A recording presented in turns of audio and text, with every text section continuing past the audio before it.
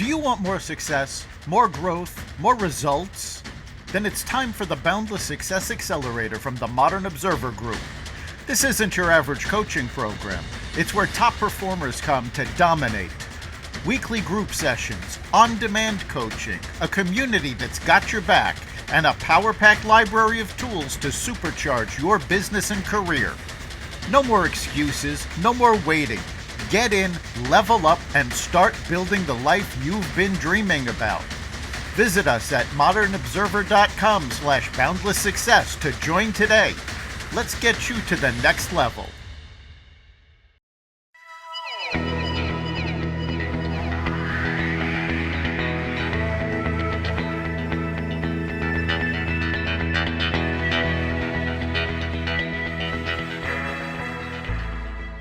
Hello, and welcome to the Success Showcase, the podcast that helps you build your success in your business, career, and life.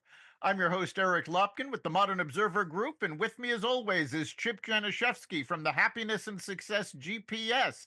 And we are wishing all of our listeners a very happy and productive 2025. Chip, how are you doing? I am doing wonderful. I approve your message. We do wish everybody a happy 2025, and it's going to be a fun year moving ahead. And basically, we're just going to make it work one moment at a time, moving ahead. That's our motto. So, That's it. Take one step at a time, keep moving. I've came across this fantastic thought, and I've been spreading it around on social media and with folks I work with, but it's a very simple idea. If you improve yourself 1% every day, that's it, just 1%. A year from now, you are going to be so far ahead of where you are right now, it'll blow your mind. yeah, compound interest. Yes. I mean, even, let's forget the compound interest for a moment. 1% a day, that means at the minimum, you've improved 365%. Then you add the compounding in, and it becomes tremendous. So, Yep. yeah, those little steps really help. And that's something we're going to be talking about all year, giving you those little steps to keep moving forward. Yep. And obviously, that's what we're starting the year with because what we're going to be talking about is getting things done. So, if you want to try one a day, I think that's a wonderful thing to do, 1% per day. So, it's Yeah, we've talked a lot in the past about mindset. We've talked a lot about goal setting, but the best goals will fall apart if you don't actually take action to get them done. And that's what we're going to be talking about today. And, the first step in taking action is making the commitment and holding yourself accountable.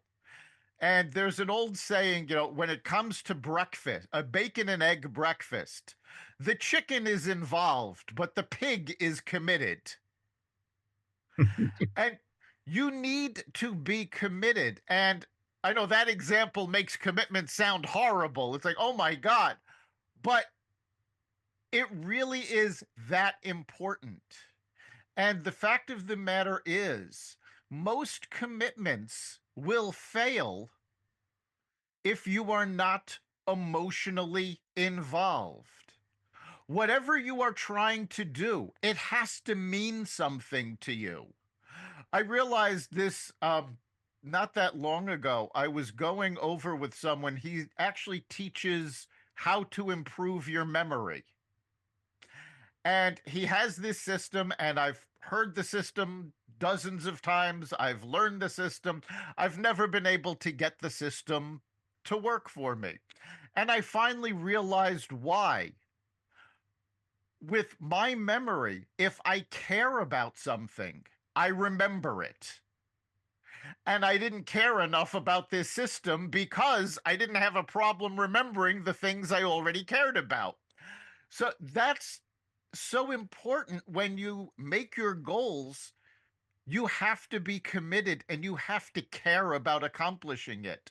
You really have to think about, well, what is it going to mean if I don't accomplish this? Yeah, absolutely. I mean, obviously, I talk about my four P's: purpose, passion, positivity, and a plan. And this is a great time of the year to just, if you haven't done it already, just take out a sheet of paper and start writing things down that you would like to do, because that's the beginning of everything. And once you start writing things down and they are in front of you, then you can prioritize things and take a look at, yeah, this is something that I'd like to work on. And, we've talked about how to set up goals and chunk them down to smaller workable parts and setting up a daily planner so you're just ticking them off one by one. But it really starts with just doing a beginning of the year reckoning and taking a look maybe at all your accomplishments for last year and what you want to do. What's that 1% you want to start working on today? But if you have it down in writing, it's in front of you every day to get your day going as part of your morning routine. That's a great starting point. It is. And, you brought up a very important point. What did you accomplish in 2024? What you want to do in 2025 doesn't have to be brand new. Think about what you did in 2024 and how you can improve on what you've already accomplished. Keep moving it forward.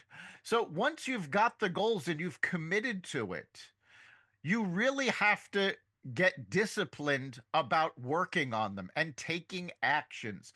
And that's about developing habits of consistency. It's about having the discipline to do things every day, even if it's just a little bit. If you, for example, if you have a sales goal and you've got to make, 20 calls to get one appointment. Well, when do you need to make those 20 calls? You don't necessarily, if you only need one appointment a week, you don't need to make those 20 calls all at once. Do two or three because it's easier to start slow and then build up. But you have to be consistent. We've talked a lot. In fact, Chip brought this up just before we got on the air. The morning miracle. This is about setting up a morning routine to do every day. And if you do that, it gets you started on the right foot. But by the same token, you need to put together routines throughout the day. At this time, I am going to do this, this, and this. These are the actions I am going to take today. And you have to follow through. Yeah, and we talked again about the Miracle Morning, Hal Elrod, and one of the things that you can do and that you should be doing anyway is have a personal development plan for yourself. For you and I, we both listen a lot to Audible. I know that you read a whole lot also. I read different things in the morning to kind of support what I do. But if you feed yourself with the different thoughts that come out of that book, I mean, basically, a lot of these books, you just pick and choose what you want to do. And it's really, really important to get into the habit of doing that. So if that's one of the things that you have not started yet and you want to improve yourself 1% per day, start a personal development program today, and you're going to make it a whole lot easier this year. Absolutely. Personal development is key. The better you can make yourself, the better your work will be, your life will be, your relationships will be. It all starts with the person in the mirror. And you mentioned Audible. I tend to listen to, on average, 100 audiobooks every year. And about half of them are books that I've read before that I really enjoyed or that inspire me. But about half of them are brand new books to me. And it's fantastic getting those new ideas and seeing where things that I've already been doing can be taken to the next level. So, yes, read. You don't have to read 100 books a year, but keep reading. In fact, the average American, unfortunately, reads 0 books a year.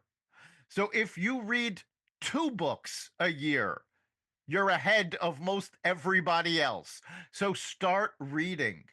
And again, when you put these goals together and you put those actions together, you have to hold yourself accountable. And for a lot of people, that is difficult.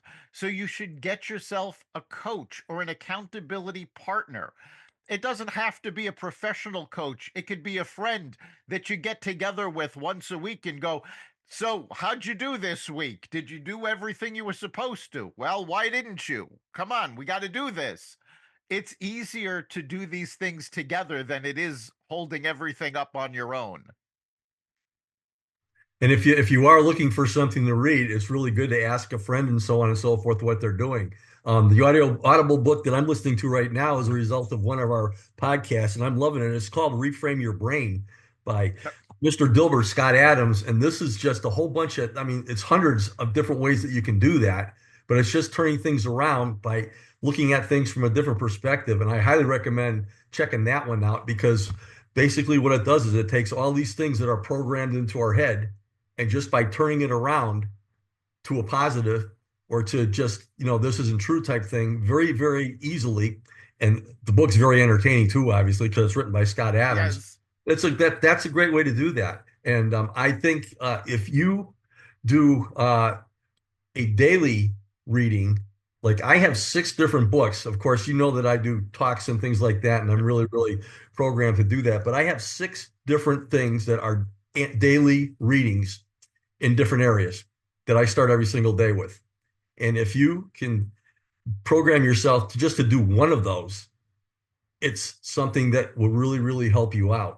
And basically, you just pick a topic. But if you do a daily reading on something that means something to you, it will really, really get you to concentrate that on a daily basis. There's all kind of gimmicks that are out there, but obviously, if you have something that you have to look at daily, it's a lot easier to plug into your morning routine. And it could be a book or it could be something online. But these are the things that one of the things that I do every single morning is I start my day with six of those different things, which takes me about 15, 20 minutes once I've got into that. But at 70, I have the time to do that right now. So it's really, really cool. So, but anyway, just pick one, pick something, a topic of interest. Again, get together with a group of friends and maybe start your own mastermind group. And I know this is something that you do, Eric, for a living in a lot of different ways or different groups that you have that if you can get involved with other like-minded people that number one, you're going to learn things from, but you're going to be accountable to and so on. That's another way to do things. Absolutely. Again, it's easier to do things together than it is alone, but the routine, the process is key because the more you do it, the more automatic it becomes, the easier it becomes, and the more you get done. So, in putting together that routine, what we're really talking about is time management and project management and how you can focus. So you have to be able to manage your time. One of the biggest reasons that people don't accomplish their goal is because they say, "Oh, I'm going to do this today." And then the day gets away from them when emails come in and the phone rings and something else happens and they have to put out this fire. You have to master your time. And the fact of the matter is, we all have the same 24 hours in a day, the same 7 days in a week. You don't master time. What you master is your use of it. And one of the key tools, and we've talked about this before, is time blocking. Use your calendar and set up a time, half an hour, 2 hours, 3 hours, depending on what that project is, and block out that time that the only thing you are going to do during that time is take action on that project. You're going to move forward during that time. You're not going to answer your phone. You're not going to look at emails. You're not going to be on social media. This is the only thing you are going to do until either the time runs out or you're finished. If the time runs out, take a break and then get back to it. If you finish early, great. And you can put also block times for these little things. Block out half an hour and say at 10:30 I'm going to go through my emails. I'm going to return phone calls. This way you're not letting those things slip, but you've got assigned times that you're taking care of them. And this allows you to really focus. And that focus is everything. You want to get in the zone. We've all heard that. Athletes talk about it all the time. The zone is when you are working on something and you lose track of the time and you are moving through something smoothly. It's a great feeling. That's what helps you accomplish is getting in the zone.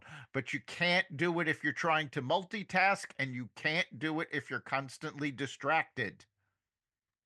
Yeah, and we've talked a lot about setting out the goals and then laying out the tasks and chunking them down. And it's so, so important. And if you have that in front of you and you have the time block to do that, that's fantastic. But when we talk about overall time management, we talk about life balance also. Obviously, you're not going to work all day long, number one. Number two, obviously, people are different. You're better working later on in the day at night. I'm better first thing in the morning. People have their own things. And if you can just analyze your productivity and set up your schedule for the productive work when you know you're going to be productive, that's so, so important too.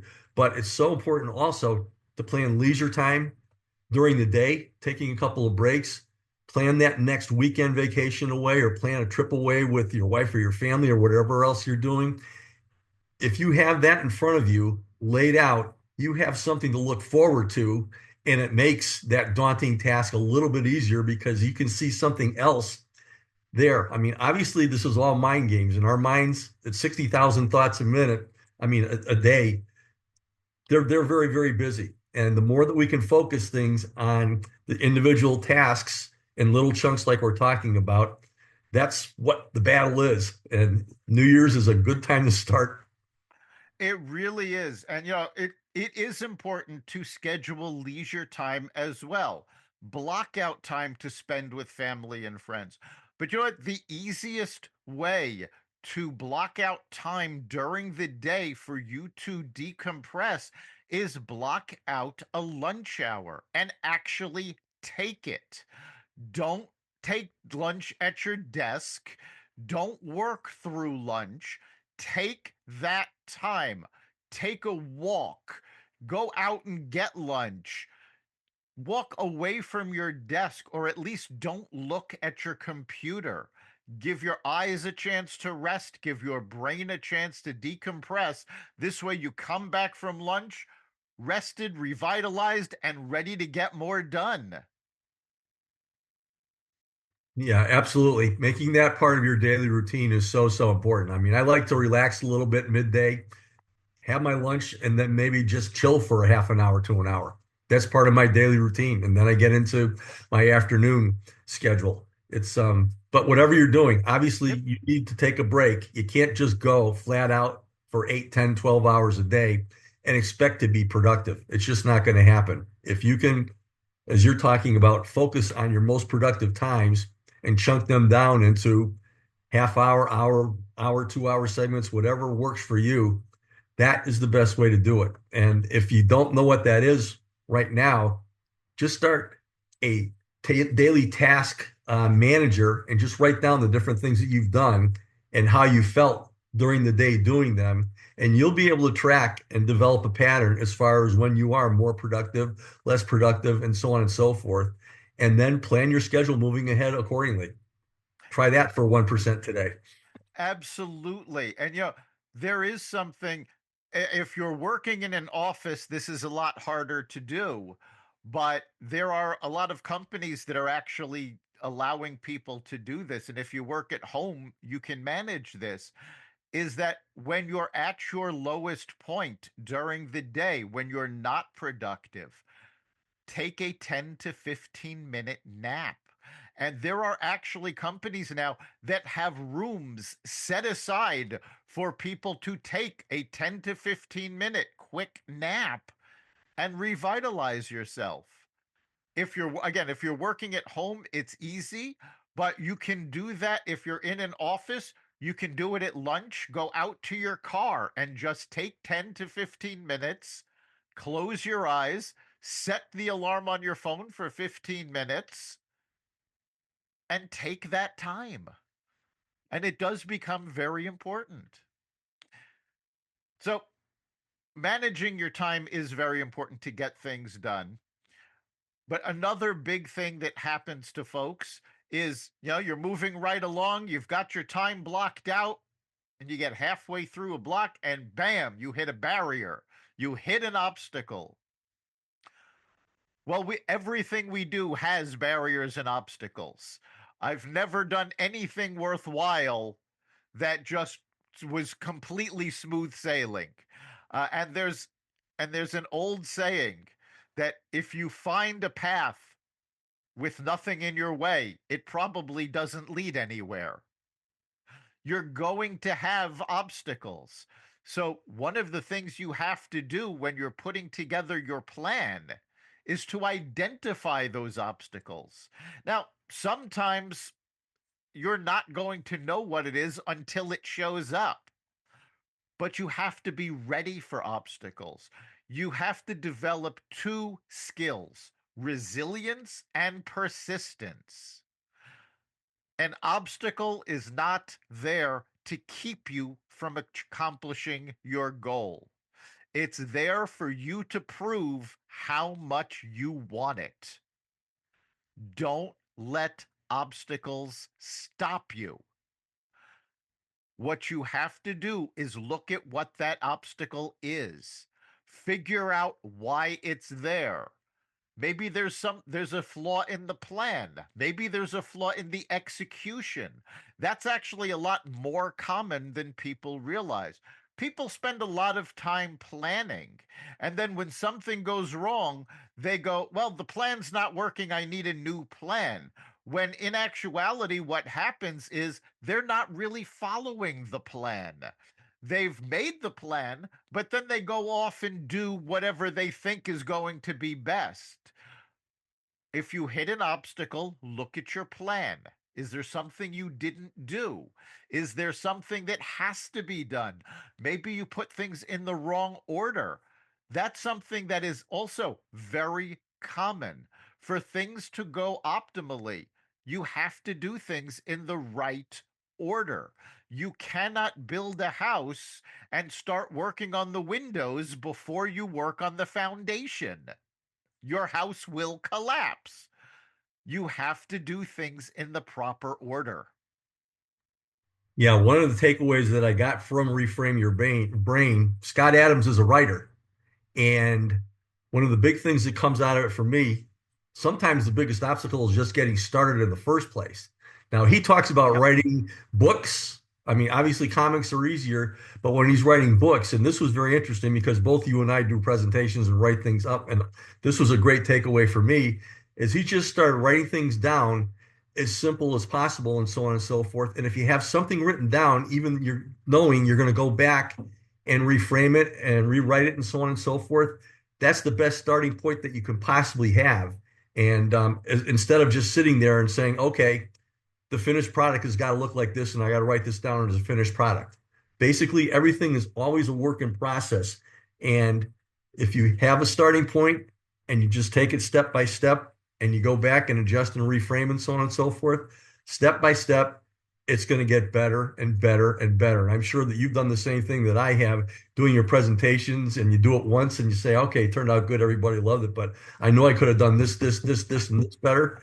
And I pull out the PowerPoint and I'm immediately adjusting it for when I do it the next time. So the bottom line is nobody's perfect. You're not going to get it right first. And if you have a grand idea that you are, that's one of the obstacles in your head that you got to get rid of. It's everything Yeah. is a work in process. Yeah, what you're talking about is actually called agile development, and it comes from software. And the idea is to get the minimum viable product done first and then go back and fix it based on feedback. Now, I've got 2 books under my belt, and I can tell you there is nothing more frustrating than staring at that blank screen before you start writing it. And for both of them, I jump in and I start writing, and I don't think I've ever written anything that first draft survived. Because that first draft is basically just to get started. It'll give me some ideas, it'll spark some things, but this is never going to see the light of day. And in fact, when you're writing, there is an exercise done every November. It's called Novel Writers Month. And the idea is to write 50,000 words over the course of the month of November. And that'll give you a first draft of a novel. But you're writing approximately 1,700 words a day. So, guess what? When you read over that first draft, it's it's very rarely is it any good, but you've got that first draft and now you can start improving it, and improving it is a lot simpler than writing it the first time. So, as I just said, this writing challenge has you writing 1,700 words a day approximately. Well, that brings us, it's important that you measure your progress. If you've got a goal of writing 50,000 words in a month, you need to know if you're on track. And the easiest way is how many words per day. Break down your project. We've talked about this over and over again, but you need to measure your progress and celebrate that tracking. You have to keep a scorecard. How many calls did I make today? For sales. How much did I write today? Did I complete a new draft? Whatever that metric is, you have to track it. People talk about key performance indicators, metrics. The correct metric is going to change depending on what you are doing. And you have to choose measurements that actually matter. When people use social media for years, they would measure how many likes they got. Likes is actually a completely useless metric if you're using social media for business. You need to track engagement. You need to track how many people came from social media and actually became customers. So find the measurements that actually matter and block out time every week to review what you did. Put together a weekly review, go through everything, and that's your time to course correct. There is nothing that says you have to stay on this exact same course from the minute you start to the minute you finish. Think about a transatlantic flight from New York to London. Yes, the pilot knows where he's starting from. The pilot knows where he's ending. But during that flight, it is a series of course corrections to avoid air pockets, to avoid turbulence, to avoid oncoming traffic. There are always course corrections. Set up a weekly time to review what you did and figure out if you need to correct your course. And then, of course, as you finish that up, it's all about execution and performance. So we've talked about creating the daily routines to keep you on track. It is important to be disciplined and hold yourself accountable. You need to assess the progress, keep track of those metrics, and change course when necessary. And again, that course correction doesn't have to be a major course correction, it could be a little one. And fine tune your goals as you keep going. And also, don't try to think too far ahead. If you're setting a goal for 12 weeks, it's a lot easier to predict how things are going to go than if you're trying to set it for 12 months. You know what's going to happen in the next few weeks, but 8 months from now, something can come out of the blue. So focus on the shorter term, and the longer term will build from those short term goals. Yeah, I like your analogy, that challenge, 1,700 words a day per day in November. That's something else. But having a daily routine to go through, something that you can measure yourself by, is really, really important to get yourself going. So, It is. And talking about getting going, I see by the clock on the wall that we are just about out of time. So, Chip, what do you think the big takeaway is for our listeners this week? Well, life is a routine for all of us. We all have our daily routines. A lot of our daily routines, you just get up and float. What it's New Year's right now, and if you can take the time to just lay out basically from your passion and purpose and your accomplishments last year, what do I want to do this year? What do I want to achieve? And as you're talking about 1% per day and coming up with a method of doing that by blocking out time, writing things down, monitoring your results, it's so, so important to get into that daily routine and put it to work. And if you do that, and if you track things, things are going to happen for you this year.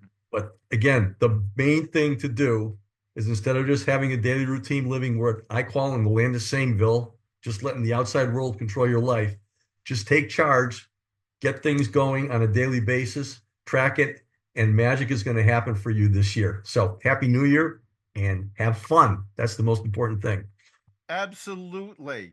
And, for me, the big takeaway is you have to take action. You know, you'll hear a lot of people, and we've talked about the law of attraction. The law of attraction is a mindset, but it does not mean that your goals are going to happen by sitting and contemplating your navel. You actually have to take action. You have to hold yourself accountable and move forward. If you don't keep moving forward, you're going to fall backwards. If you want to improve your situation, if you want to get what you didn't have before, you have to do what you didn't do before. Hold yourself to the line and keep pushing forward. You've been listening to the Success Showcase. You can catch every episode at xvadio.com, the Apple Podcasts app, YouTube, Rumble, Spotify, iHeartRadio, Audible, Amazon Music, and wherever you find podcasts. Remember, make this your best week ever and make next week even better. We'll see you then.